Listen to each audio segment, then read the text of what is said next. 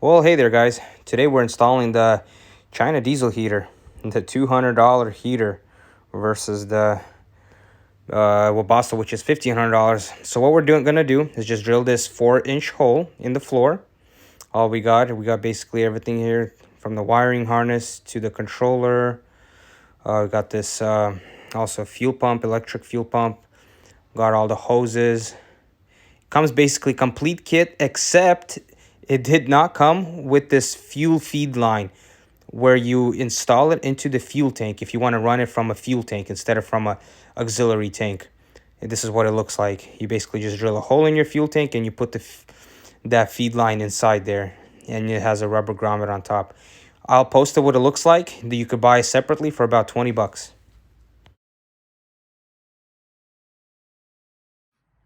So we got the heater pipe on. We're just test fitting it where it's gonna sit at before we drill any holes to make sure we're gonna have a perfect fitment. So we exposed some of the carpet so we can see the aluminum floor, and what we're using is a 4¼ inch hole saw. We already saw it underneath to make sure we don't hit any cross members, and we're just gonna drill it.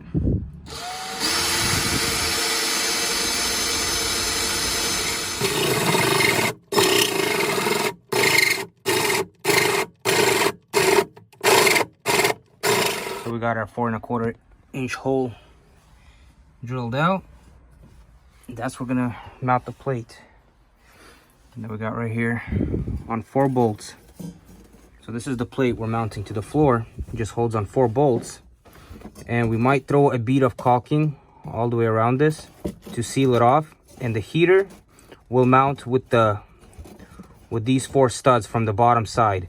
And you got your exhaust port, the inlet port. So before we lay down that plate, we're gonna put a nice bead of sealant around to seal off any moisture. That's it for that plate. All we did is just use 4 self screws, some sealant, caulking all the way around, seal it off, and that's it.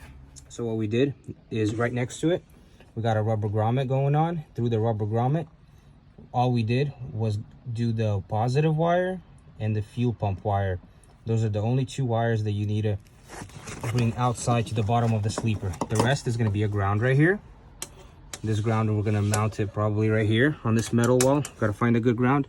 And the last wire, which you got a long wire right here, goes to the controller. This controller right here, which we could mount somewhere like this right here. Should be a perfect spot. So our next step, what we're going to do is disassemble this panel in order to make a nice clean look of the installation of the control unit. What we did, we disassembled the panel and ran the wire to the control unit that we're going to mount right now on this side, just so it's all hidden. The wire behind the panels should be clean once we put the panels back on. Now we're finishing up the controller. All we're using is just 3M tape to secure it to this panel, just like that.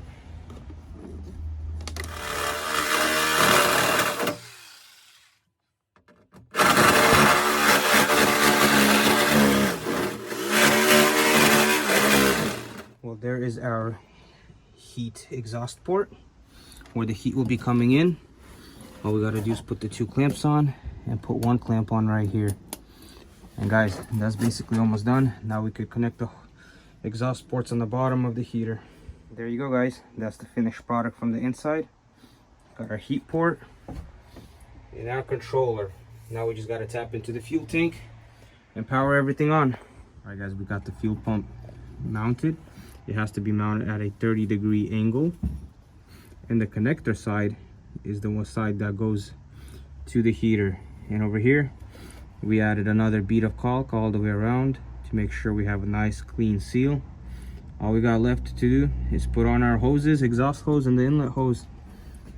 The exhaust hose we're gonna run out right straight to the back of the sleeper, to the edge. Well, guys, the bottom is complete. Over here, if you guys could see, we got our 30-degree mounted fuel pump, the exhaust port mounted and screwed down right there. And this is the intake port. It has some kind of filter on that side. We just zip tied it out of the way. And the fuel filter will be mounted between the fuel pump and the tank. And that's it on the bottom side. And last step before we fire it up is we got our fuse and straight to the battery, the positive. And we'll just zip tie this out the way. All right, we put it on the maximum setting and we could hear the fuel pump start ticking. And let's see, the fan is on. Right now it's cold. If you guys could hear, you could hear the fuel pump start ticking fast, and then it slows down to a steady tick.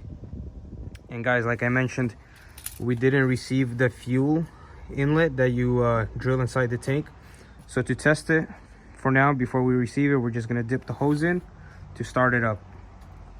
But once we receive it, all you do is drill a hole and you put the fuel line inside, and the fuel hose will connect to that. It'll look something like this right here.